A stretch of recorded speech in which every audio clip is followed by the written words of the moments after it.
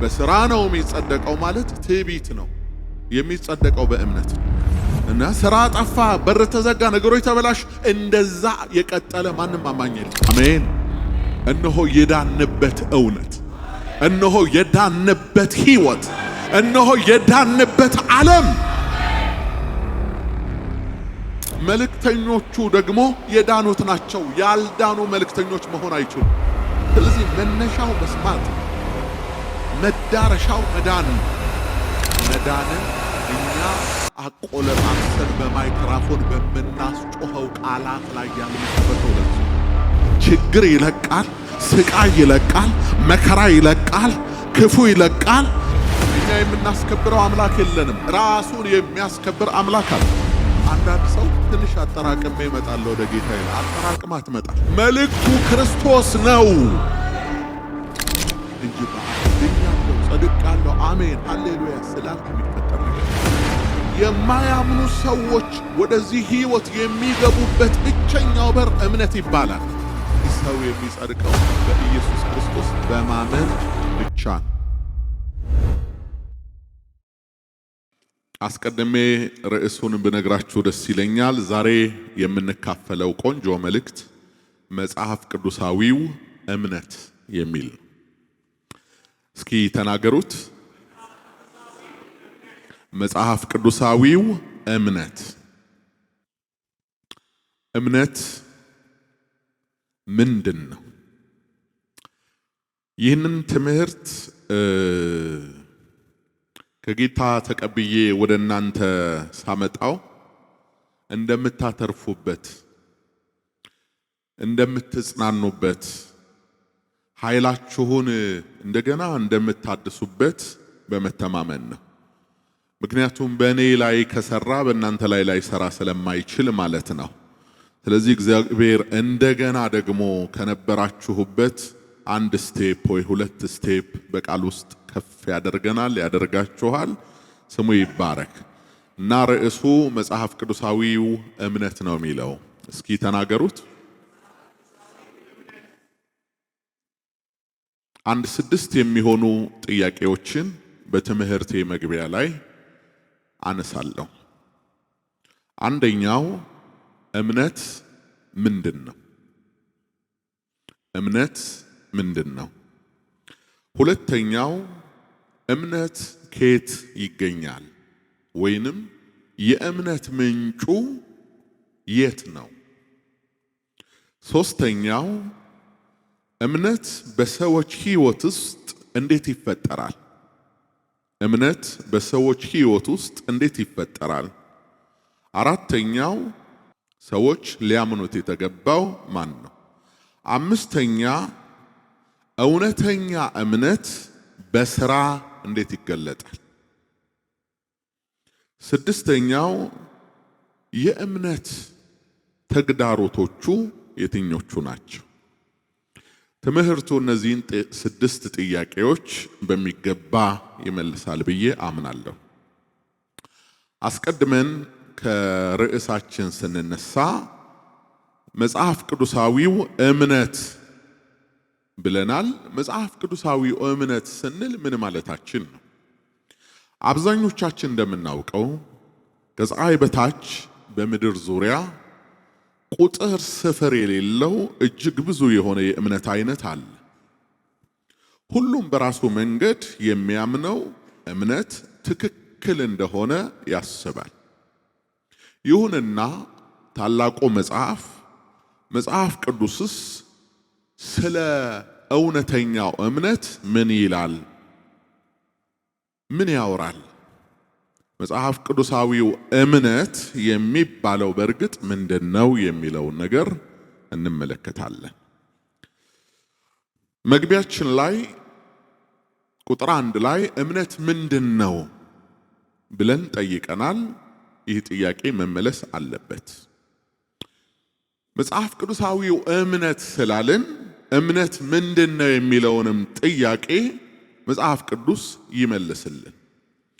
መጽሐፍ ቅዱሳችሁን በዕብራውያን መልእክት ምዕራፍ 11 ከቁጥር 1 ጀምሮ አውጥታችሁ እንመለከታለን። አዲስ ኪዳን ገጽ 203 ዕብራውያን 11 ቁጥር 1 እምነት ተስፋ ስለምናደርገው ነገር የሚያስረግጥ የማናየውንም ነገር የሚያስረዳ ነው። ለሽማግሌዎች የተመሰከረላቸው በዚህ ነውና ዓለሞች በእግዚአብሔር ቃል እንደተዘጋጁ ስለዚህም የሚታየው ነገር ከሚታዩት እንዳልሆነ በእምነት እናስተውላለን አለ።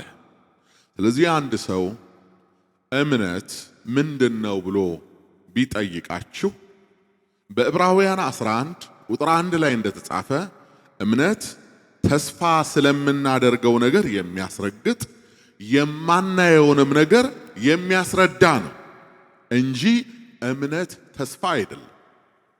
አንዳንድ ሰዎች እምነትና ተስፋ ይቀላቀለባቸዋል። ነገር ግን እምነትና ተስፋ በፍጹም የተለያዩ ነገሮች ናቸው። ተስፋ በእጃችን ውስጥ ያልገባ ምናልባት ይሆናል ብለን የምንናፍቀው ነገር ሲሆን፣ እምነት ግን በእጅ እንዳለ አንዳች ነገር የተረጋገጠ እውነታው የተገለጠ ነገር ነው።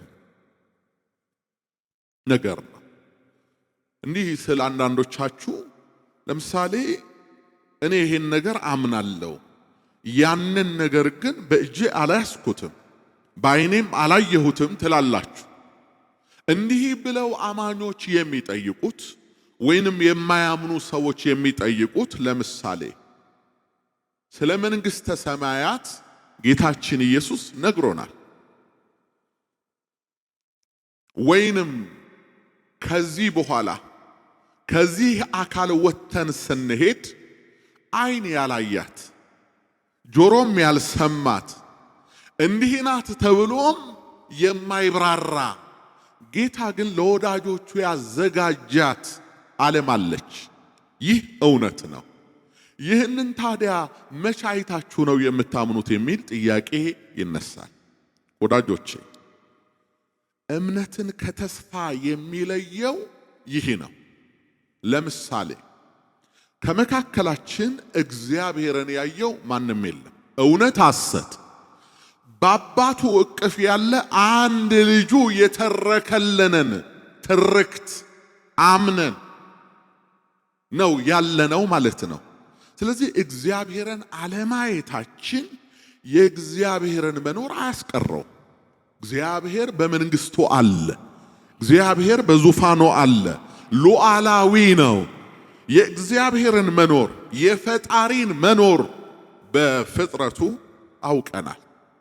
ይህን ሁሉ ዓለም ይህን ሁሉ ዩኒቨርስ በምድር ላይ ያለውን በባህር ውስጥ ያሉትን እነዚህ የተደራጁ አያሌ ስነ ፍጥረታትን የፈጠረ የማይታይ አምላክ አለ።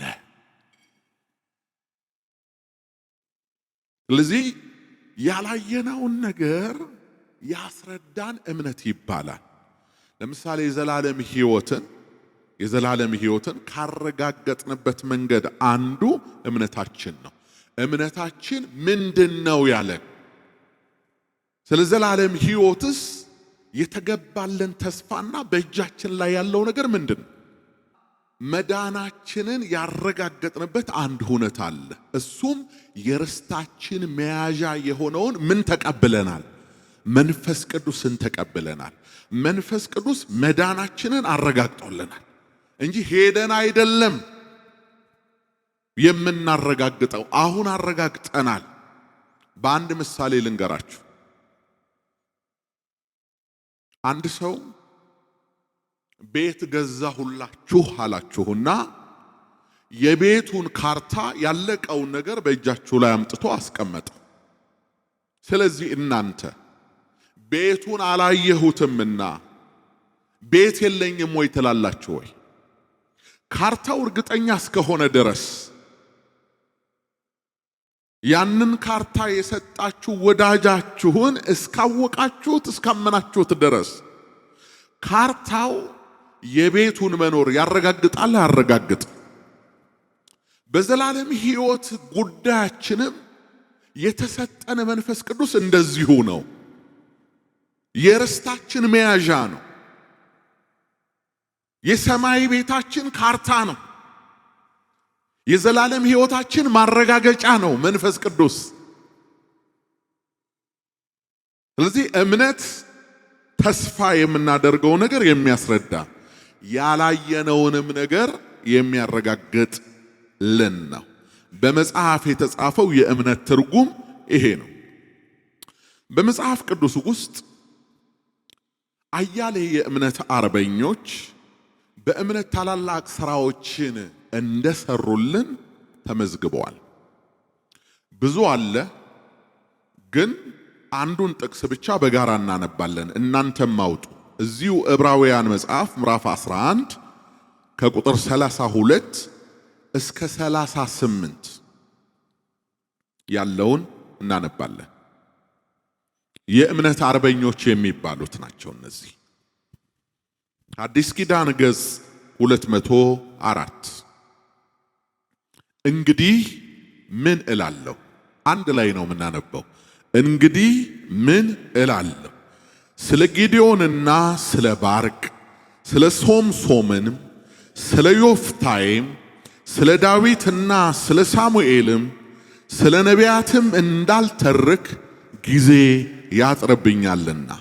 እነርሱ በእምነት መንግስታትን ድል ነሱ፣ ጽድቅን አደረጉ፣ የተሰጠውን የተስፋ ቃል አገኙ፣ የአንበሶችን አፍ ዘጉ፣ የእሳትን ኃይል አጠፉ፣ ከሰይፍ ስለት አመለጡ፣ ከድካማቸውም በረቱ፣ በጦርነት ኃይለኞች ሆኑ፣ የባዕድ ጭፍሮችን አባረሩ።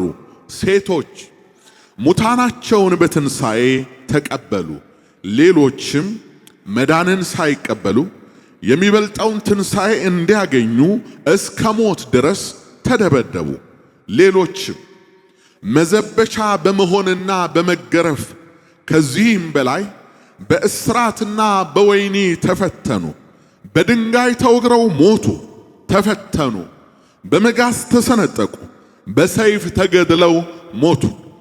ሁሉን እያጡ መከራን እየተቀበሉ እየተጨነቁ የበግና የፍየል ሌጦ ለብሰው ዞሩ። ዓለም አልተገባቸውምና በምድረ በዳና በተራራ በዋሻና በምድር ጉድጓድ ተቅበዘበዙ ይላል። እነዚህ በብሉይ ኪዳን የነበሩ ለኛ እንደ ምሳሌ እንደ ጥላ ሆነው ይታዩ የነበሩ የመሲሁን መምጣት ተስፋ ያደረጉ በእምነት ጸንተው ሲጠባበቁ የነበሩ በዚህም ምክንያት እምነት የሚጠይቀውን ሁሉ የከፈሉ የእምነት አርበኞች ናቸው። አንዳንዶቹ የአንበሶችን አፍ ዘጉ። እነማን ትዝ ይሏቸዋል? እነ ዳንኤል፣ እነ ሶምሶን። አንዳንዶቹም አለ የእሳትን ኃይል አጠፉ። እነማን ትዝ ይላችኋል? አናንያ፣ አዛርያ፣ ሚሳኤል ወይንም ሲድራቅ፣ ሚሳቅ፣ አብደናጎ የተባሉት ማለት ነው። ሴቶችም ሙታናቸውን በትንሣኤ ተቀበሉ እያለ በእምነት እንዲያ እንደ ጥላ በሚታየው ዘመን ትልልቅ ነገሮችን ያደረጉ ኃያላን ስለነሱ ያወራል። ከዛ ወርዶ ያለው ንባብ ስለኛ ነው የሚናገረው። እነርሱ አምነው ነው የሞቱት። ተመልከቱ ቁጥር 39 እነዚህም ሁሉ በእምነታቸው ተመስክሮላቸው ሳሉ የተሰጠውን የተስፋ ቃል አላገኙም ይላል። ይኸውላችሁ እምነት ያላየውን ነው እንዳየነው፣ ያልተረዳነውንም እንደተረዳን የሚያረጋግጥልን ነው አለ። ተስፋስ በሩቅ ያለ ነው፣ ይመጣል ብለን ከሰማነው ወይንም ካነበብነው ነገር ተነስተን የምንቀበለው ነገር ነው። እነዚህ ሁሉ በእምነታቸው ተመስክሮላቸው ሳሉ የተሰጠውን የተስፋ ቃል አላገኙም። ያለኛ ፍጹማን እንዳይሆኑ እግዚአብሔር ስለኛ አንዳች የሚበልጥ ነገር አስቀድሞ አይቷልና አለ። ያለኛ ፍጹማን አይሆን። እኛ ትንቢቱ ተፈጽሞ ቃል በስጋ ተገልጦ እግዚአብሔር ለኛ ያለው ነገር በአንድ ልጁ በኢየሱስ ክርስቶስ ተረጋግጦ ተደላድለን የተቀመጥን የእግዚአብሔር ድንቅ ልጆች ነን። እነሱ ያን ሁሉ ተጋድሎ ቢያደርጉም ያለኛ ፍጹማን አልነበሩም። ያለኛ ማለት በኩር የሆነው የኛ ጌታ የሆነው ታላቅ ወንድማችን የተባለው ጌታችን ኢየሱስ በስጋ ተገልጦ በቤዛነት በሞቱና በትንሣኤው እነዛን ሁሉ የተስፋ ቃላት ትንቢቱን ፈጽሞ አሳይቶናል።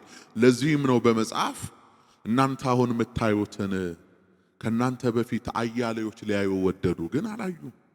እናንተ አሁን የምትሰሙትን ብዙዎች ሊሰሙ ወደዱ፣ አልሰሙም። ሌሎች ደከሙ፣ እናንተም በድካማቸው ገባችሁ ብሏቸዋል በዮሐንስ ወንጌል ምዕራፍ 4 ላይ። ስለዚህ እምነት ትልቅ ሥራ የሚሰራበት ነው። በእምነት የእምነት አርበኞች አያሌዎች ታላላቅ ሥራ ሰርተውበት አልፈዋል። ዛሬ ላለነው ለኛም እምነታችን ይሰራልናል፣ ያደርግልናል። በአጭሩ ግን እምነት ምንድነው ተብሎ ቢጠየቅ አንድ ሰው እምነትማ የምትለው ከራስ ተነስታ አይደለም፣ መጽሐፍ ቅዱሳዊ እምነት አይደል እያልን ያለነው። መጽሐፍ እንደሚል ብለህ ነው የምትነሳው። መጽሐፍ እንደሚል እምነት ተስፋ ስለምናደርገው ነገር የሚያስረግጥ ያላየነውንም ነገር ደግሞ የሚያስረዳ ነው። አለቀ። ሁለተኛው እምነት ከየት ይገኛል? ወይንም የእምነት ምንጩ ምንድን ነው? በነገራችን ላይ እምነትም ጥርጣሬም ዘር ነው። ሁለቱም ሲድ ነው፣ ዘር ነው። እምነት መለኮታዊ ስጦታ ነው። በገላትያ 5 ቁጥር 23 ላይ እንደተጻፈ የመንፈስም ፍሬ ይለዋል መጽሐፍ። የመንፈስም ፍሬ ተብለው ከተዘረዘሩት መካከል አንዱ እምነት ነው። እግዚአብሔር መንፈስ ነው። ከመንፈስ የተወለዱ የእግዚአብሔር ልጆች የእግዚአብሔርን ዘር ተቀብለዋል። ከተቀበሉት ዘር መካከል አንዱ እምነት ነው። ስለዚህ የተካፈልከው የእምነት ዘር ነው። እግዚአብሔር ይመስገን። በኤፌሶን መጽሐፍ ምዕራፍ 2 ቁጥር 8 ላይ ጸጋው በእምነት አድኗችኋል ካለ በኋላ ይህም የእግዚአብሔር ስጦታ ነው ይላል። እዚህ እምነት ስጦታ ነው። ሶስተኛው እምነት በሰዎች ሕይወት ውስጥ እንዴት ይፈጠራል? እምነት በሰዎች ሕይወት ውስጥ እንዴት ይፈጠራል? ይህንንም መጽሐፍ ቅዱስ ይመልስ። ሮሜ መጽሐፍ ምዕራፍ 10 ላይ መጽሐፍ ቅዱሳችሁን ታወጣላችሁ። ሮሜ 10 ከቁጥር 14 እስከ 17 ያለውን እንመለከታለን። እንግዲህ ያላመኑበትን እንዴት አድርገው ይጠሩታል? ባልሰሙትስ እንዴት ያምናሉ? ያለ ሰባኪስ እንዴት ይሰማሉ? ይኸውልህ እምነት እንዴት እንደሚፈጠር እየተናገረ ነው የእግዚአብሔር ቃል።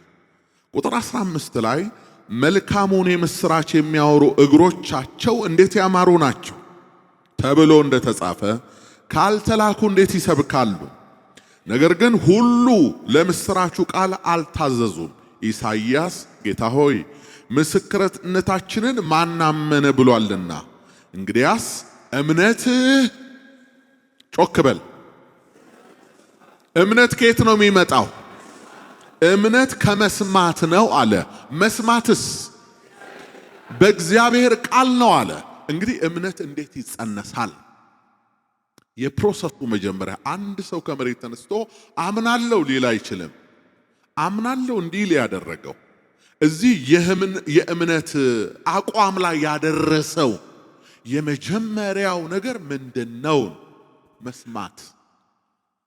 መስማት በእምነታችን መጀመሪያ ቀን ሁላችንም አንዳች ነገር ሰምተናል።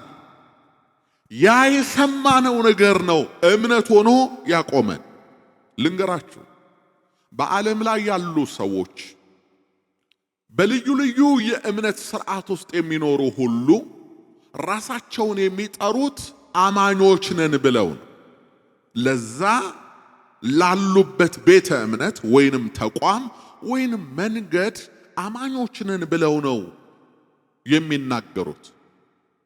አማኞች ነን ብለው እንዲናገሩ ያደረጋቸው ስለዛ እምነት፣ ስለዛ ተቋም፣ ስላሉበት ህይወት አስቀድመው የሰሙት ነገር ነው። ጣዖት አምልኮ ውስጥም ሊሆኑ ይችላሉ ሰዎቹ። ትክክል ባልሆነም የእምነት መንገድ ላይ ሊሆኑ ይችላሉ ሰዎቹ። ግን አንድ ነገር ሰምተዋል። ያ የሰሙት ነገር አሳምኗቸዋል። ስላሳመናቸው ነው በዛ እምነት ውስጥ ያሉት ሰዎቹ ማለት ነው። ነገር ግን ያ እምነት ትክክል ነው አይደለም ተብሎ የሚፈተሽበት ጊዜ ሲመጣና መፈተሻው ሲቀርብ ግን ምናልባት ሰዎች ብዙ ዘመን ትክክል ነው ብለው ይሄ የሰማይ መግቢያዬ ነው ብለው ሙጭጭ ብለው የያዙት ነገር ከንቱ ሆኖ ተገኝቷል ሲፈተሽ። በአብዛኞቻችንም ህይወት የሆነው ይሄ ነገር ነው። ለምንድን ነው ከንቱ የሆነው? እምነቱ እንደ እግዚአብሔር ቃል ስላልሆነ ማለት ነው። ለዚህ ነው መጽሐፍ ቅዱሳዊ እምነት ያለው እንጂ እምነቶች አላልንም። መጽሐፍ ቅዱሳዊ እምነት፣ የመጽሐፉ እምነት ምንድን ነው የሚለውን ለማየት ነው። ስለዚህ በዚህ መጽሐፍ ውስጥ ሐዋርያው ምን ብሏል? እምነት ከመስማት ነው አለ። አሜን። እምነት ከምንድን ነው? ባለፈው እንደተማርነው እናንተም የመዳናችሁን ወንጌል ሰምታችሁ አይደለም አምናችሁ በመንፈስ ቅዱስ ምን አላችሁ? ታተማችሁ። ስለዚህ መነሻው መስማት ነው፣ መዳረሻው መዳን ነው። መነሻው መስማት፣ መዳረሻው መደናገር አይደለም። የመጽሐፍ ቅዱሱ እምነት መነሻው መስማት ነው፣ መዳረሻው እረፍት ነው። መነሻው መስማት ነው፣ መዳረሻው የዘላለም ሕይወት ነው። ስለዚህ ነው በሮሜ መጽሐፍ ላይ ሰምታችሁ ነው የምታምኑት የተባለው። ስለዚህ ላለመስማት ጆሮአቸውን የሚይዙ ሰዎች ከመጽሐፍ ቅዱሳዊው እውነት በጣም የራቁ ናቸው። ላለመስማት ሪሞት የሚቀይሩ ሰዎች ከመዳናቸው እያፈነገጡ ነው። ላለመስማት ልባቸውን እልከኛ ያደረጉ ሰዎች ፍቅር በሆነው በእግዚአብሔር ልጅ የመዳን ጥሪ ላይ በር እየዘጉ ነው። ስለዚህ መጽሐፍ ቅዱሳዊው እምነት የሚጀምረው በመስማት ነው። የምንሰማውስ ምንድን ነው? የምንሰማው ምንድን ነው? የእግዚአብሔርን ቃል ነው። ልንገራችሁ፣ የእኔን ማባበል አይደለም። የእግዚአብሔርን ቃል ነው የምንሰማው። የእግዚአብሔር ቃል ካለ አለ ነው። የእግዚአብሔርን ቃል ማጣመምም አይቻልም። ይኸውላችሁ አንዳንዶች እየመሰላቸው ነው የተገለጠውን የእግዚአብሔርን ቃል በማጣመም በብዙዎች ላይ ደጅ የዘጉ ይመስላቸዋል። መስሏቸው እኛም አድርገነው እናውቅ ነበር። ያቆምነው ሁሉ የከለከልነው ሁሉ ወደዚህ እንዳታይ እንዳትመለከት ያልነው ሁሉ ቀድሞን መጥቶ ወንበር ይዞ አግኝተነዋል። ይህ ምንድነው የሚያረጋግጥልን? በእውነት ላይ ምንም ልታደርጉ አትችሉም። አሜን ነው። ሰው ስለ እውነት እንጂ በእውነት ላይ ምንም ማድረግ አይችልም። አንድ እውነት አለ፣ አንድ መንገድ አለ። መንገዱ የሚያዳርስበት የመጨረሻ መዳረሻ አንድ ሕይወት አለ እና ይሄንን ነው የሰማነው በመጀመሪያው ቀን። ኢየሱስ ክርስቶስ ያድናል። ሰው ሁሉ ኃጢአተኛ ነው። ስለዚህ ከኃጢአት ለመውጣት በእግዚአብሔር ልጅ ማመን አለበት። እሱ የኃጢአታችን ማስተሰሪያ ነው። እርሱ መንገድ ነው። እርሱ እውነት ነው። እርሱ ሕይወት ነው።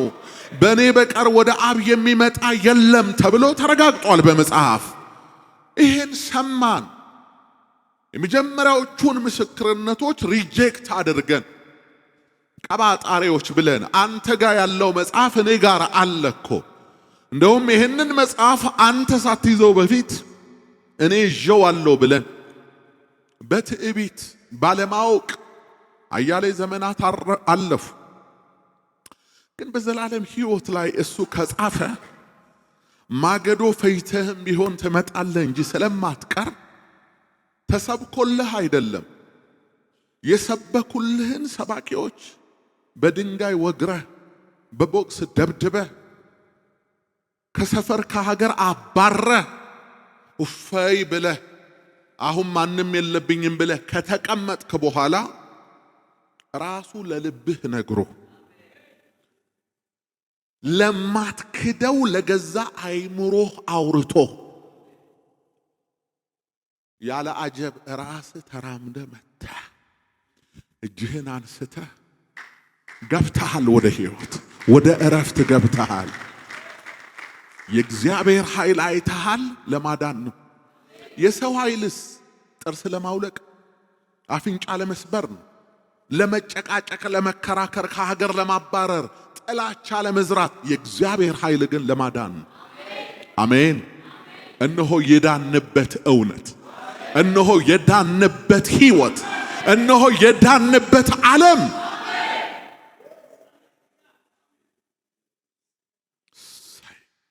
ምን ይሰማችኋል? አሁን ወደ ውስጣችሁ ስታስቡ ምንድነው የሆነው? ምንድነው የተከናወነው? ምንድነው ለዓለም እንቆቅልሽ የሆነው ነገር? ምንድነው በሚድኑትና በማይድኑት መካከል የገባው ነገር ምንድነው?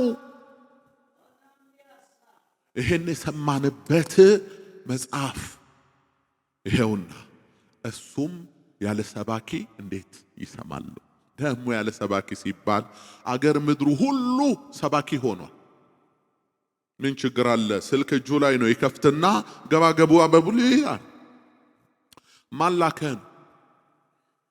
ማን ልኮሃል? ማን ልኮሃል? ይውላችሁ ላኬ አለ። በዘመን የማይለወጥ ዙፋኑም የማይናወጥ እግዚአብሔር ነው። ተላኪ አለ። የተላከ እግዚአብሔር ና ብሎ የጠራው ሂድ ብሎ ያሰማራው ተላኪ አለ። እቺም ቤተ ክርስቲያን ናት። በደም የተዋጁት ምስክሮች ናቸው። መልእክት አለ። በዘመን የማይለወጥ መልእክት። መልእክቱ ክርስቶስ ነው። አይታል። ላኪው እግዚአብሔር ነው። ለሁሉ የሚደርሰው መልእክት ክርስቶስ ነው። መልእክተኞቹ ደግሞ የዳኑት ናቸው። ያልዳኑ መልእክተኞች መሆን አይችሉም እንዴ?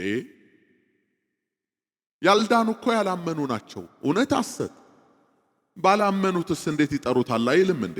ያላመን እንዴት ብሎ ይጠራዋል? ድፍረት ካልሆነ በስተቀር ማለት ነው። እነዚህ ደግሞ መልእክተኞች ምልክት አላቸው። ምልክት አላቸው። የሚያምኑትንም እነዚህ ምልክቶች ይከተሏቸዋል።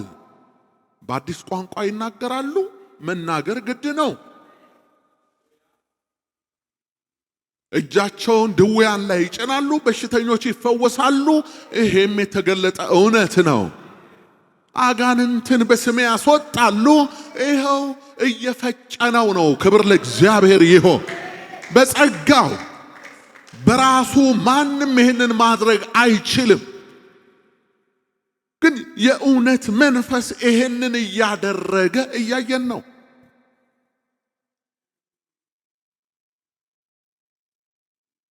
ምልክቶች አሉ፣ የተገለጡ ናቸው። እዚህ እምነት የሚጀምረው ከመስማት፣ የሚሰማውም የእግዚአብሔር ቃል ነው። ስለዚህ የእምነት ምንጩ የእግዚአብሔር ቃል ነው ማለት ነው። መጽሐፍ እንደሚል በመጽሐፍ እንደተጻፈው እንዲህ ተብሎ እንደተነገረ የሚባለው የእምነት ስርዓት ክርስትና ይባላል፣ ወይንም የመጽሐፉ አማኞች ሕይወት ይባላል። አለበለዛ ከመሬት ተነስተ ዝም ብለህ ዳብሰው ይፈውሳል፣ ጠጪው ያድናል፣ ተቀባባ እንዲበል ምንድነው እንደዚህ? እንደዚህ አይነት ነገር የለም።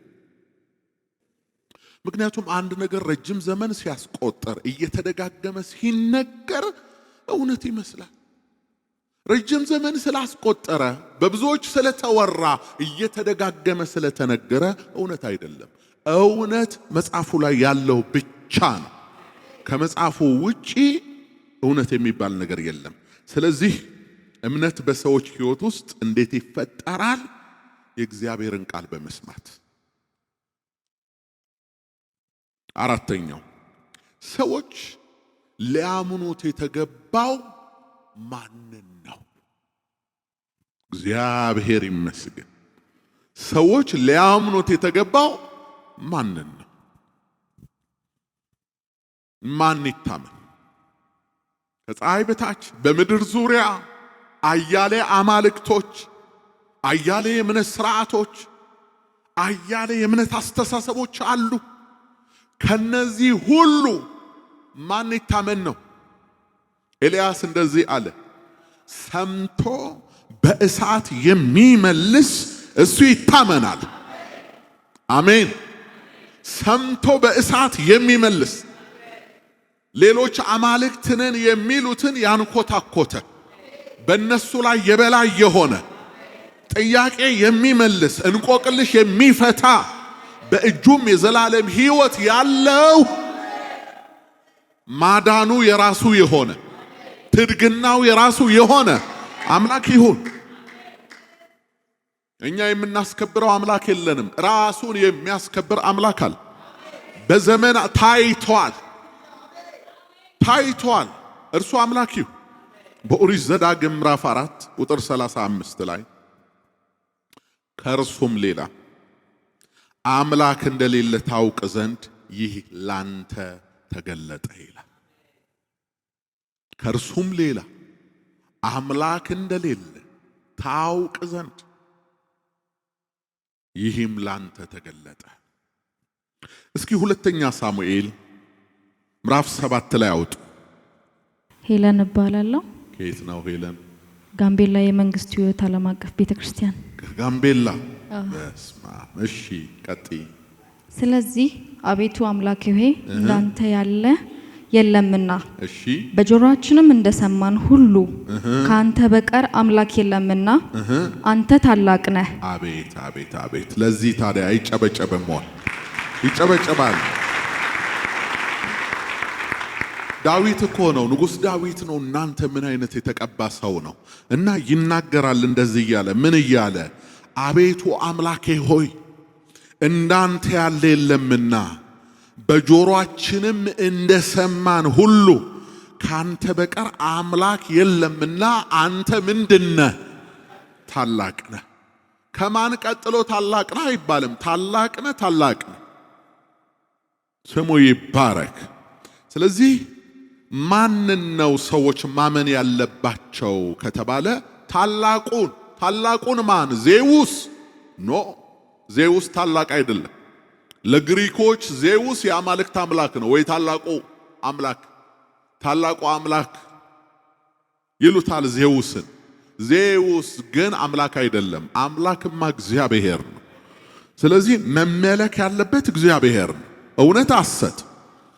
በዮሐንስ ወንጌል ምዕራፍ 14 ቁጥር 1 ላይ ጌታችን ኢየሱስ የኛ ማስተር የኛ መምህር ማንን ማመን እንዳለብን ነግሮናል።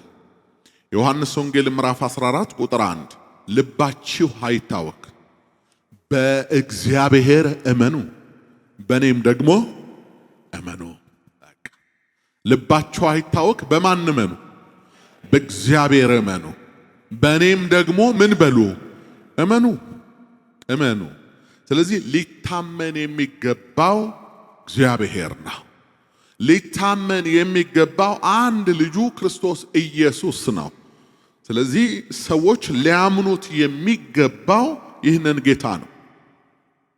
በያዕቆብ መልእክት ምዕራፍ 2 ቁጥር 23 ላይ ያለውን ቃል እናነባለን። ማጠናከሪያ ጥቅስ ነው።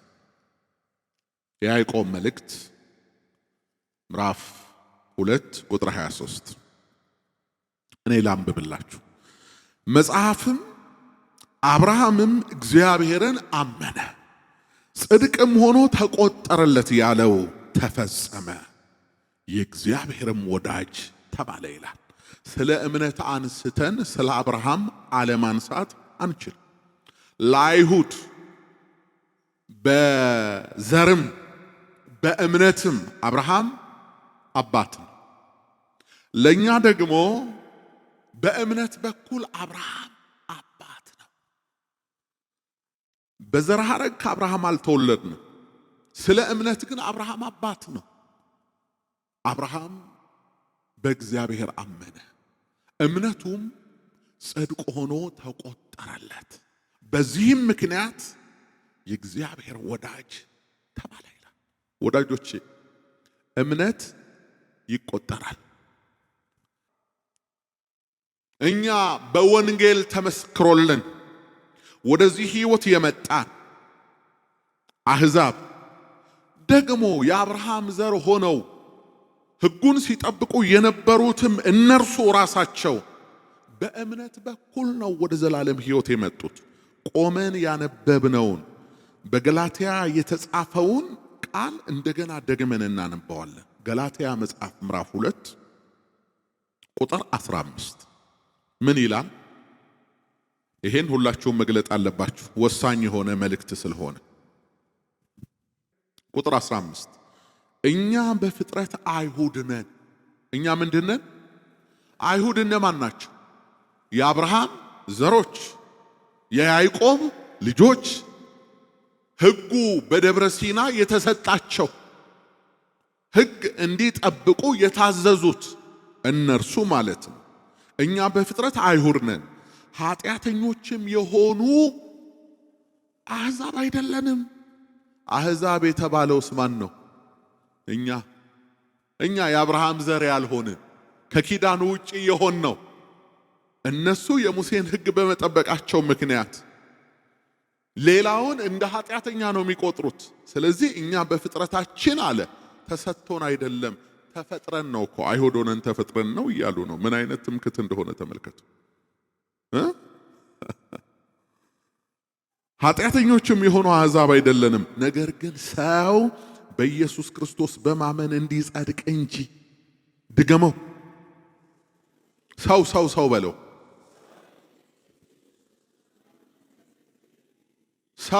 ሰው የወል ስም ነው አይደለም። ሰው ሁሉ ከምድር አፈር የተበጀ የሕይወት እስትንፋስ እፍ የተባለበት ሁሉ ሰው ይባላል። ሰው ሁሉ በምንድን ነው የሚጸድቀው? እና አንብበዋ ጮክ ብለ ምን ይላል? ሰው በኢየሱስ ክርስቶስ በማመን እንዲጸድቅ እንጂ በሕግ ሥራ እንዳይሆን አውቀን ሥጋን የለበሰ ሁሉ በሕግ ሥራ ስለማይጸድቅ እኛ ራሳችን በሕግ ሥራ ሳይሆን በክርስቶስ እምነት እንጸድቅ ዘንድ በክርስቶስ ኢየሱስ አምነናል አለ። ስለዚህ ሰው በምን አይጸድቅም ማለት ነው? በሕግ ሥራ አይጸድቅም። ልክ እንደዚህ ሲባል እውነት ነው። ስለዚህ በሕግ ሥራ መቻለን። እኛ አሁን እኮ በሙሴ ሕግ እንጸድቃለን እያለን አይደለም። በዛ በሕግ ሥራ አይደለም እንጸድቃለን ያልነው። እሺ በየትኛው ሥራ ነው? በቃ መልሶ እሺ በሙሴ ሕግ አይደል፣ በየትኛው ሥራ ነው እንጸድቃለን የምትለው? ያለው አንድ ነው። መጽሐፉ የሚናገረው ስለ አንድ ሥራ ነው። እዚህ ውስጥ ስለ ግብርና አላወራም፣ ስለ ምህንድስና አላወራም፣ ስለ ሌሎች ሥራዎች አላወራም። በሕግ ሥራ ሰው አይጸድቅም እያለ ነው። ስለዚህ ሌላ ሥራ የለም ማለት ነው። ከዛ እነዚህ ሰዎች ምን አሉ? እኛ ራሳችን አለ በሕግ ሥራ ሳይሆን በክርስቶስ ኢየሱስ በማመን በዚህ ጸድቀናል። ስለዚህ ሰው የሚጸድቀው በኢየሱስ ክርስቶስ በማመን ብቻ ነው። ይህ የዳነበት እምነት ይባላል። የዳንበት እምነት በእግዚአብሔር ልጅ ላይ ያለ እምነት በእኔ የሚያምን የዘላለም ሕይወት አለው የሚለውን ቃል አምነ የገባንበት የሕይወት ስርዓት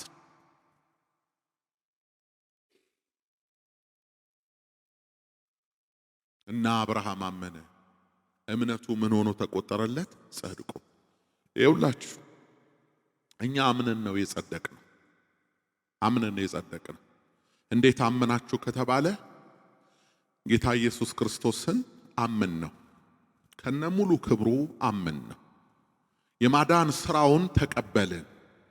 ከዚህ የተነሳ ኢየሱስ በመስቀል ላይ የከፈለው እያንዳንዷ ነገር ለኛ ጽድቅ ሆኖ ተቆጠረ። ይህ በእምነት የሆነ አደራረግ ነው። ስራውን የሰራው ማን ነው? ጌታችን ኢየሱስ ክርስቶስ። ይህ ስራ ስለኔ የተከፈለ ነው ብለን ያመንነው ማንን? እኛ ነን። ስለዚህ ምክንያት ተቆጠረልን። ሐዋርያው ጳውሎስ በሮሜ መልእክቱ በሌላ ክፍል ላይ ተቆጠረ፣ የሚቆጠር ነገር አለ። የእሱ ጽድቅ ለኛ ተቆጠረ። እሱ ደግሞ ስለኛ ተቆጠረ። በደለኛ ሆኖ ተሸክሞ እርግማን ሆኖ ያ እሱ ላይ የተቆጠረው የኛ፣ እኛ ላይ በተቃራኒው ደግሞ የተቆጠረው የሱ ነው። ይሄ ነው ካሳ ማለት፣ ይሄ ነው ቤዛነት ማለት፣ ይሄ ነው መዳን ማለት እንጂ ከመሬት ተነስተን ጸድቀናል ድነናል እያለን አይደለም። ሰው በምን ስራው በምን ኃይሉ እናደርገውስ ብንል እንችለዋለን? አንችልም። በስራ ነው የሚጸደቀው ማለት ትዕቢት ነው። የሚጸደቀው በእምነት ነው፣ በእምነት ነው። ይህንን ነው የተናገረው። አምስተኛ እውነተኛ እምነት በስራ እንዴት ይገለጣል? እውነተኛ እምነት በስራ እንዴት ይገለጣል? እስኪ አጨቃጫቂውን ጥቅስ አውጡ። የያዕቆብ መልእክት ምዕራፍ 2 ቁጥር 26 እንዳለ አውዱን ስትመለከቱ ከቁጥር 18 እስከ 26 ያለውን አውዱን አንድ ጊዜ ብናነበው ጥሩ ነው። ያዕቆብ 2 ከቁጥር 18 እስከ 26 ነገር ግን አንድ ሰው አንተ እምነት አለህ እኔም ሥራ አለኝ፣ እምነትህን ከሥራ ለይተህ አሳየኝ፣ እኔም እምነቴን በሥራ ያሳይሃለሁ ይላል። እግዚአብሔር አንድ እንደሆነ አንተ ታምናለህ፣ መልካም ታደርጋለህ። አጋንንት ደግሞ ያምናሉ ይንቀጠቀጡማል። አንተ ከንቱ ሰው እምነት ከሥራ ተለይቶ የሞተ መሆኑን ልታውቅ ትወዳለህን? አባታችን አብርሃም ልጁን ይስሐቅን በመሠዊያው ባቀረበ ጊዜ በሥራ የጸደቀ አልነበረምን? እምነት ከሥራ ጋር አብሮ ያድግ እንደነበር በሥራም እምነት እንደተፈጸመ ትመለከታለህን? መጽሐፍም አብርሃምም እግዚአብሔርን አመነ ጽድቅም ሆኖ ተቆጠረለት ያለው ተፈጸመ፣ የእግዚአብሔርም ወዳጅ ተባለ። ሰው በእምነት ብቻ ሳይሆን በሥራ እንዲጸድቅ ታያላችሁ። እንደዚሁም ጋለሞታይቱ ረዓብ ደግሞ መልእክተኞቹን ተቀብላ በሌላ መንገድ በሰደደቻቸው ጊዜ በሥራ አልጸደቀችምን? ከነፍስ የተለየ ሥጋ የሞተ እንደሆነ እንዲሁ ደግሞ ከሥራ የተለየ እምነት የሞተ ነው ይላል። አሁን ንባቡን በጤነኛ አእምሮ ካነበባችሁት ያዕቆብ ያስተላለፈው መልእክት ለመጽሐፉ አማኞች በመጽሐፍ ቅዱሳዊ እምነት ውስጥ ለሚያልፉ ግልጽ ነው እያለ ያለው ማለት ነው። ሥራ አያስፈልግም አላለም። ወይንም ደግሞ ሌሎች እንደሚሉት እምነት አያስፈልግምም አልተባለም። ይህንን ትምህርት ባላንስ ሰርታችሁ ካልሰማችሁት ወደምትፈልጉት ነገር ትጎትቱታላችሁ። መጽሐፉ ደግሞ እኛን ወደ ራሱ ብርሃን ይጠራናል እንጂ ወደኛ ጨለማ እየመጣ መጨለም አይችልም። በዘመን ራሱን እንዳስከበረ ነው የሚቀጥለው። ሰዎች እንዲህም ቢያደርጉት የመጽሐፉ እውነት አይለወጥም። አሁን ያዕቆብ እያወራ ያለው ስለማያምኑ ሰዎች ነው ወይስ አምነው በሥራ መገለጥ ስላለባቸው ሰዎች ነው? ስለ አሕዛብ ነው ያዕቆብ እያወራ ያለው። መልእክቱን ራሱ ያዕቆብ የጻፈው ለማን ነው? እስቲ ምዕራፍ 1 ላይ ምዕራፍ 1 ቁጥር 1 ላይ ይህ የያዕቆብ መልእክት ለማን እንደተጻፈ ተመልከቱ። የእግዚአብሔርና የጌታ ኢየሱስ ክርስቶስ ባሪያ ያዕቆብ ለተበተኑ ለ12ቱ ወገኖች ሰላም ለእናንተ ይሆናል። ከነርሱ ጋር በክርስቶስ ኢየሱስ ለሚያምኑ ወገኖች ለነሱ ነው የተጻፈው። ስለዚህ ለማያምን ሰው አይደለም፣ ለአሕዛብ አይደለም። የማያምኑ ሰዎች ወደዚህ ሕይወት የሚገቡበት ብቸኛው በር እምነት ይባላል። በዚህ እምነት በር ለገቡ ሰዎች ግን ግልጽ አድርጎ መናገር የፈለገው ነገር አለው ያዕቆብ። እሱን ነው ሁሉም ሰው መቀበል ያለበት። ለምሳሌ ቁጥር 18 ላይ ይውላ ከላይ ያዕቆብ እያወራ ነው። ቁጥር 14 ጀምሮ ታውቃላችሁ። ቁጥር 14 ጀምሮ እዩት። ጊዜ ቢኖር እኔ ሙሉውን ምዕራፍ ባነበው ብናየው ጥሩ ነበር፣ ይጠቅማችኋል። ከቁጥር 14 ጀምሮ ግን ከቁጥር 14 በፊት ያለውን ነገር እኔ ልንገራችሁ ጠቅለላ አድርጌ ሳታነቡት ማለት ነው። ያዕቆብ የጻፈው አምነው እምነታቸውን በሥራ መግለጥ ላቃታቸው፣ እምነታቸውን በሕይወት ማሳየት ላቃታቸው፣ እናንተ የምድር ጨው የዓለም ብርሃን ናችሁ ተብለው ጨው መሆን ላቃታቸው፣ ብርሃን ሆነው መገለጥ ላቃታቸው፣ አብን በሕይወታቸው ማስከበር ላልቻሉ ጠንከር ያለ መልእክት እያስተላለፈ ነው እንጂ የምትድኑት በሥራ ነው እያለ አይደለም አላለም። ቁጥር 14 ምን ይላል? ወንድሞች ሆይ እምነት አለኝ የሚል ሥራ ግን የሌለው ሰው ቢኖር ምን ይጠቅመዋል አለ። ተመልከቱ። እምነቱስ ሊያድነው ይችላልን? የትኛው እምነት ነው ይሄ? የትኛው እምነት ነው? ድኛለሁ፣ አምኛለሁ፣ ሕይወት ውስጥ ነኝ ያለሁት ብሎ ስራው ሲፈተሽ፣ ኑሮ ሲፈተሽ ግን በፍጹም የዳነ ማይመስል ሰው ድኗል ወይ? መልሱልኝ፣ ድኗል ወይ? ያ ሰው እኮ እንደ ማንኛውም ሰው እጁን አንስቶ ተቀብያለሁ አምኛለሁ ብሎ ሁሉ ሊሆን ይችላል። ከዛስ በኋላ የዛ ሰው ሕይወት ሲፈተሽ ምን አይነት ሰው ነው ያ ሰው? ለዛ ነው አይታችኋል ጌታ መዳንን እኛ አቆለባብሰን በማይክራፎን በመናስጮኸው ቃላት ላይ ያልመሰረተው ለዚህ በልብ አምነህ በአፍህ መስክረህ ነው እንጂ በአፍህ ድኛለሁ ጸድቄያለሁ አሜን ሃሌሉያ ስላልክ የሚፈጠር ነገር የለም። ብዙዎች እንደዚህ ሆነው ወዴት እንደሄዱ ወዴት እንዳፈገፈጉ ምን ውስጥ እንደወደቁ አይተሃል። አሁንም እያየህ ነው፣ ወደፊትም ታያለህ ማለት። እነዚህ በአፋቸው አምነው በልባቸው የካዱ ወይ እምነትን ለራሳቸው ፍላጎት ብቻ የተቀላቀሉ ሰዎች ናቸው። አምኖ የዳነ ሰውማ አምላኩን በሕይወቱ እየገለጠ ይኖራል። በቃ አምነህ ያለ በጎ ሥራ መኖር አትችልም። ለምንድን ነው? የዘሩ ውጤት ነው። የተካፈልከው ዘር እንድትሰራ የግድ ያደርጋል። ትምህርትም እኮ አያስፈልግም። ራሱ የተቀበልከው ቅባት ያስተምርሃል። ይሄን አድርግ ይሄን አድርግ ይሄን አድርግ እያለ በጎ ነገሩን ሁሉ እንድትሰራ ያደርጋል። ነገር ግን በጎ ሥራ የምትሰራው ለመጽደቅ አይደለም፣ ስለጸደክ ነው። አሜን ነው ወይ? ሰው ሳያምን ሳይጸድቅ በጎ ሥራ ልስራ ብሎ አሻሮ ቢቆላ ድንጋይ ቢሸከም ሰውነቱን በስለት ቢቆራርጥ ምንም የሚፈጠር ነገር የለም። ታሞ ይሞታል እንጂ ያ ሰውዬ። እኔና እናንተ በእግዚአብሔር ላይ በክርስቶስ ኢየሱስ አምነናል። አሜን፣ አምነናል። በማመናችን ምክንያት እምነታችን በሥራ ይገለጣል። ስድስተኛውና የመጨረሻው የእምነት ተግዳሮቶች የትኞቹ ናቸው የሚለውን ይሄን እንኳን አብዛኛውን ታውቁታላችሁ። በጥቂቱ አንድ ሁለቱን ነግሬያችሁ እጨርሳለሁ። የእምነት ተግዳሮቶች የትኞቹ ናቸው? እምነት ይፈተናል፣ ታውቃላችሁ። የያዕቆብ መልእክት ምዕራፍ 1 አሁን ባነበብነው ከቁጥር 2 ጀምሮ ያለውን ቃል እናንብብ።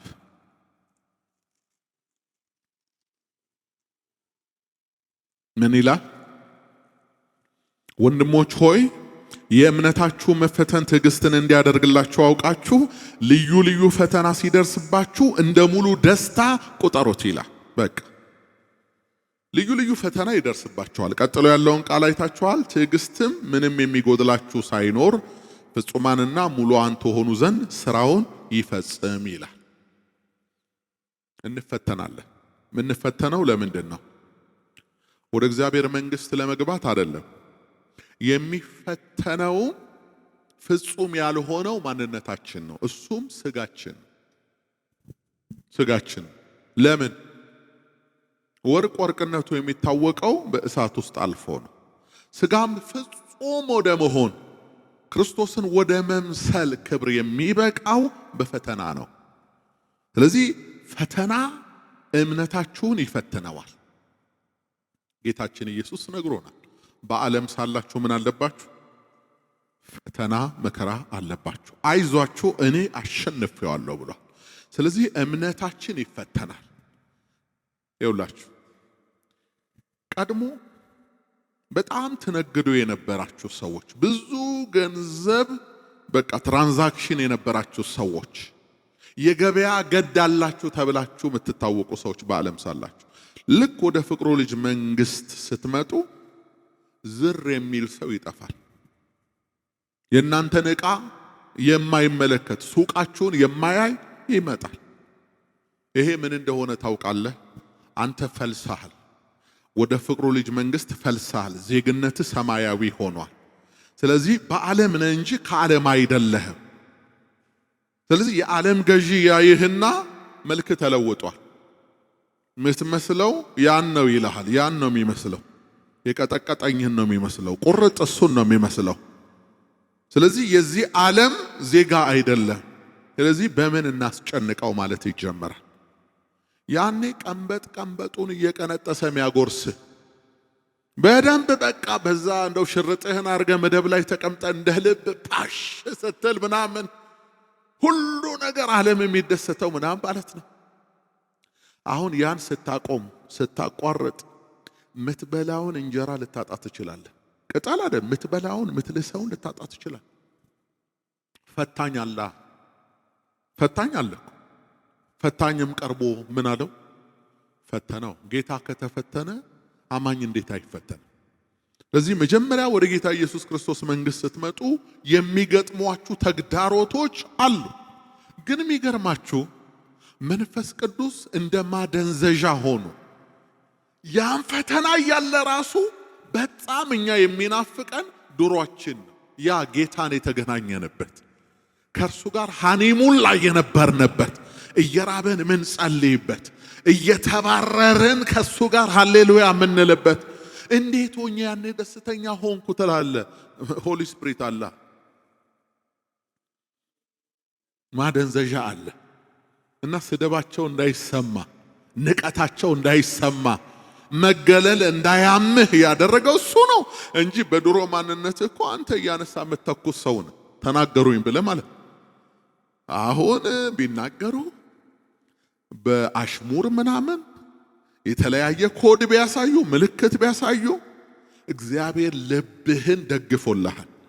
ግጥም አርጎ ይዞ ምንም እንዳይመስል ያደረገ እግዚአብሔር የድንጋዩን ልብ ከእናንተ አወጣለሁ አለ አይደል? አዲስ የሥጋ ልብ ሰጣችኋለሁ አለ። ስለዚህ ያ ጠንካራው ልባችን ተቀየረልንና አዲስ የኢየሱስ ልብ ገባል። ስለዚህ ሲሰድቡን አውቀው እኮ አይደለም ማለት ጀመር። ካይታል ተቀየራ፣ አተረጓገምህ ተቀየረ። ልብ ሲቀየር ሲጨክኑብህ ሊጨክኑ ፈልገው አይደለም። እሱ እኮ ባህሪው ነው። እሱ እኮ ምናምን ማለት ጀመር። ምክንያቱም እግዚአብሔር ነገሩን ሁሉ ከመቀየር ያንተን ልብ መቀየር ቀሎታል። ሁሉ እንዲቀየር የምትፈልጉ ሰዎች ሁሉ አይቀየር። ይህንንም ቀይሮት ከዛ በኋላ ሰላም ሆናለሁ። እናቴ ወደዚህ ብትመጣ፣ ባሌ ደግሞ ወደዚህ ቢመጣ፣ ወንድሜ እንዲህ ቢመጣ፣ ያ ስራ አለቃዬ እንዲህ ቢመጣ ሰላም አይሆንም። አንተን እንደሱ የምትመኘው ሰላም አይሆንም። ዓለም ከተፈጠረበት ዘመን ጀምሮ እስከ መጨረሻው ትርምሱ ይቀጥላል። ስለዚህ እግዚአብሔር እባቦቹን አይደለም የማጥፋት ፕሮግራም የተያዘው። እባብ ለምን ይጠፋል ከምድር ላይ? እባብ እኮ ይሄ በልብ የሚሳበው የዛ የመንፈሳዊ እባብ ምሳሌ ነው እንጂ እኮ ምንም እኮ ፍጥረት ነው። በቃ የበረሃ አራዊት እባቦቹን ያጠፋልን ዘንድ ጸልይልን አሉ። ወደ ሙሴ መጡና እግዚአብሔር ጸሎቱን ሰምቶ ፈገግ ሳይል አይቀርም። አሁን ጠላት ቢጠፋ ደና ምትሆኚ ይመስልሻል? ጠላቶችሽ በመጥፋታቸው አይደለም ደና ምትሆኚ። እግዚአብሔር በጠላቶችሽ መካከል ራሽሽን በዘይት በመቀባት የእግዚአብሔር ሐሳብ ጠላት ከጠፋማ ጉንጭሽ ሲሞላም አያዩም እኮ የት ታሳያለሽ? ይኑሩ እንጂ ይኑሩ በልስክ መኖርማ አለበት። ፍጻሜን ሳታይማ አትሞትም። እንደሱ ነው እኮ ጌታ ካሰነበተሽ ካቆየህ በዚች ምድር ላይ ነገር አለው እግዚአብሔር። ጠላቶችንም ካቆያቸው አንተንም ካቆየ እግዚአብሔር ያንተን ነገር እያሳመረው እያስዋበው ነው። የፊኒሽንግ ስራ ላይ ነው እግዚአብሔር። ረስቷል። መጨረሻ ላይ ሲመጣ እኮ ዶፍ ነው የሚመጣ። እኔን ያመነ አለ በዛ የዘላለም ሕይወት አለና በዚህ ደግሞ 100 እጥፍ አለ። ምድር ላይ 100 እጥፍ ጠላት የቀማህን ሁሉ እንደገና ያስመልሳል፣ እንደገና ያስመልሳል፣ እንደገና ያስመልሳል። እና ስራ ጠፋ፣ በር ተዘጋ፣ ነገሮች ተበላሽ። እንደዛ የቀጠለ ማንም አማኝ የለም። መጀመሪያ ላይ ወደ ፍቅር ልጅ መንግስት ነው የምትገባው። ይሄው ከኢትዮጵያ ስትወጣ እኮ ይሄ ሴንሰር አለ አይደል? ኤርፖርት ይፈትሻል። አላስፈላጊ ነገር ካለ ጣል ይላል። እዛ የምትደርስበት ሀገር ደግሞ ስገባ ደግሞ ህግ አለ። አንቺ ሽሮ በርበሬ የምትዩን ለነሱ በጣም የተበከለ ነው። ጋርቤጅ ውስጥ አይንሽ እያየ አይንሽ እየተቃጠለ ያዘጋጀሽውን ባልትና ይጥሉታል። ወደዛ ክልል አይገባም። ስለዚህ እንዴትም ሆነ ያመጣኸው ገንዘብ ወደ ጽድቅ መንግስት አያልፍም። ጣል ይላል እጅን ይመት ጣል ጣል። ወይኔ ወይኔ ባዶ ሆንኩኝ። ባዶ ገና ባዶ ትሆናል። ልክ ባዶ ባዶ ባዶ ባዶ ባዶ ስትሆን በዛ በረሃቡ ላይ ንፋስ ይመጣል ወደ አንተ። የሚያስለቅስ አይደለም፣ ሃሌሉያ የሚያስብል ረሃብ የሚያስረሳ ችግር የሚያስረሳ ጥም የሚያስረሳ። ስለዚህ ነው ያዕቆብ አሁን ቢያስፈልግ አለ ጴጥሮስ በልዩ ልዩ ፈተና አዝናችኋል አለ። ለጥቂት ጊዜ ወርቅ በእሳት ውስጥ እንደሚያልፍ የተማረ እዚህ ሲደርስ ያልተማረ ነው የሚሆን። ባለጸጋ ሀብታም የሚባል እዚህ ሲደርስ ድሃ ነው የሚሆን። የሆነ ዝና ያለው ሰው ሀገር ያጨበጨበለት ግክ ጌታን ሲቀበል ቱ ቀልቡ ተገፈፈ፣ ጸጋው ራቅ፣ አስጠላኝ። አሁንስ አመሉ ነዋ። የኪንግደሙ ባህሪ ነው። ወታደር ታውቃለህ፣ ሲገባ መጀመሪያ ላይ ጸጉሩን ነው የሚላጨው። ውበቴ ነው ምን አይለም፣ ተባይም ካለ ምንም ካለ እንደዛ አዲስ መልክ፣ ገላውን ይታጠባል፣ ምን አዲስ ቱታ ይሰጠዋል። እና አንዳንድ ሰው ትንሽ አጠራቅሜ እመጣለሁ ወደ ጌታ ይላል። አጠራቅም አትመጣ። የተቀላቀለ ስኬት አያኖርህም። ሲጠራ አቤት ብለህ ትመጣለህ። ከደረስክ በኋላ ካንተ በፊት እንደሆኑት ትሆናለህ። አዲስ ነገር አይደለም አንተ ላይ የመጣው፣ አንቺ ላይ አዲስ ነገር ሁሉ እንደሆነው እንሆናለን። ያ ግን ለምንድን ነው? ለክብር ነው። አሜን። ለክብር እኛ የምንሰራበት ነው። ስለዚህ ተግዳሮቶች አሉ። ተግዳሮቱ እኛ መስሪያ ነው። ፎቶግራፍ ታውቃላችሁ? ፎቶ ፊልሙ የሚታጠበው እኮ ጨለማ ውስጥ ነው። ታውቃላችሁ? ድቅድቅ ያለ ጨለማ ውስጥ እዛ ነው የሚታጠበው። ትንሽ ብርሃን ከነካው ካረፈበት ፎቶ ይበላሻል። እነዚህ ቆንጆ ቆንጆ ፎቶግራፎቻችሁ ጸጉሩ የተመለጠው ጸጉሩ ከመመለጡ በፊት ያለው ፎቶ፣ ወፍሮ የነበረው አሁን ቢከሳም ሳሎናችሁ ሲገባ ግን የድሮ ቆንጆ ቆንጆ ፎቶ አለ፣ ያንቺም የሱም ምናምን። እነዛ ውብ ፎቶዎች የጣጠቡት ፊልማቸው ጨለማ ውስጥ ነው። ክርስቲያን እንደዚህ ነው የሚታሸው። ይታጠባል፣ በጨለማ በመከራ ይታጠባል፣ መጨረሻ ላይ ይለቃል። መልቀቁ አይቀር። ይኸውልህ የሞቀው ውሃ እድፍ እንደሚያስለቅቅ ይለቃል። ችግር ይለቃል፣ ስቃይ ይለቃል፣ መከራ ይለቃል፣ ክፉ ይለቃል። ከዛ ድሮ የጠመዱ ሰዎች እንደገና ይመጡና አለህ እንዴ? ያኔ የተለያየውን በኢየሱስ ነው። አሁን የተለወጠ ነገር የለም። ራሳቸውን እግዚአብሔር እዩ ብሎ ልኳቸዋል። ስሙ ይባረክ። ሌላው ተግዳሮት ጥርጥር፣ የእምነት ፈተና ጥርጥር። እምነት የሚፈተነው በጥርጥር። ሉቃስ 22:32 ላይ ጴጥሮስን የዮና ልጅ ስምዖን ሰይጣን እንደ ስንዴ ሊያበጥራችሁ ለመነ፣ እኔ እምነትህ እንዳይጠፋ ስላንተ ምን አልኩ አማለልኳል። እምነታችን እምነት የምላችሁ በክርስቶስ ኢየሱስ ያለን እምነት ባይዘው የተጠበቀ ነው። ያማኞች ይሄን ልንገራችሁ፣ በክርስቶስ ኢየሱስ ያለው እምነት የተጠበቀ ለምን? ዋስትናው ራሱ ነው። እምነት የተሰጠን ከሱ ስለሆነ እሱ እምነት አይጠፋም። የመጨረሻ ማርቆስ 5:36 ላይ ያ ሰው ልጁ የታመመበት ሰው ከጌታ ኢየሱስ ክርስቶስ ጋር ሲነጋገር ሳለ ሰዎች ከቤት መጡ። ልጅህ ሞቷል፣ መምህሩን አታድክመው አሉት። ሰውየው ከኢየሱስ ጋር እያወራ የለመለመ ተስፋው ልጅህ ሞቷል ሲባል በአንዴ ነጭ ሆነ ሰውየው። እምነት ይፈተናል። አይታ ነጭ ሲሆን ጌታ ኢየሱስ እምነቱን ረዳለት። ምን አለው? እመን ብቻ እንጂ አትፍራ። ጌታ ሆይ አምናለሁ፣ አለማመኔን ግን ምን በለው እርዳው አለው ማለት ነው። ከዛ ልጁም ከሞት ተነሳ። ሰውየውም በጌታ ኢየሱስ ክርስቶስ አምኖ ቀጠለ። አንዳንድ ጊዜ እምነታችንን ምናጣበት ቀን አለ። ያን ጊዜ እንዳትጨነቁ። ጠላት እምነትህን የሚፈትነው እምነትህን የሚያጠፋው በፍርሃት ፍርሃት ይለቅባል። ይሄ ነገር እንዲህ ቢሆንስ፣ ነገህ ቢበላሽስ፣ ይሄ ኪስ ውስጥ ያለው ለወር ባይበቃህስ፣ የሆነ ታመህ አልጋ ላይ ብተኛስ፣ ብትታሰርስ፣ እሺ ብትሞትስ፣ ልጆችና ቤት እንዲህ ቢሆኑስ፣ መዓት ነገር ያመጣል። ይኸውላችሁ እነዚህን የሚያመጣቸውን ነገሮች የምትቋቋሙበት አንድ ነገር አለ። ድምፅን በድምፅ የሚሽሩ ኃያል አገራት ሲባሉ ሰምተህ ታውቃለህ አይደል? አንተ ይሄን ድምፅ በድምፅ ትሽረዋለህ። ሌላ ድምፅ አለ። አይሆንም አይሰምርም ያለው ኧረ ማን ነው? ሁኔታው ነው። ቃሉን በንጉሥ ቃል እሽራለሁ፣ ይሆንልኛል፣ ይሳካልኛል፣ ይሄን አምናለሁ። ቃሉን በንጉሥ ቃል እሽራለሁ፣ ይሆንልኝ። አይሆንም ሲል ይሆናል በል። ድምፅ ጆሮ ላይ መጣ አይደል? አይምሮስ ተፈጠረ አይደለ? ይሄ ድምፅ ከየት ነው የመጣው? ትሞቻለሽ ምለው አይሆንም በል። አንዳንዴ እኔ ጮክ አድርጌ እንደ ሰው አወራለሁ። አይሆንም፣ አታደርግም። እንዲህ የፍርሃት ድምጾች አቀነባብሮ ሁኔታው ምናምን ያመጣል። ድምፅ በድምፅ ከሚሽሩት ሰዎች መካከል አንዱ እኔ ነኝ። ብዙ አላስፈላጊ ድምጾች ደርሰው ነበር ወደ አጠገቤ። እኔ ግን በጌታዬ ጸጋ በቃሉ ያን ድምፅ እሽራለሁ ማለት ነው። ልጅ ሞቷል ሲባል አይሆንም፣ ኢየሱስ እመን ብቻ እንጂ አትፍራ። ስለዚህ በፍርሃት እምነታችሁ ሊረበሽ ይችላል።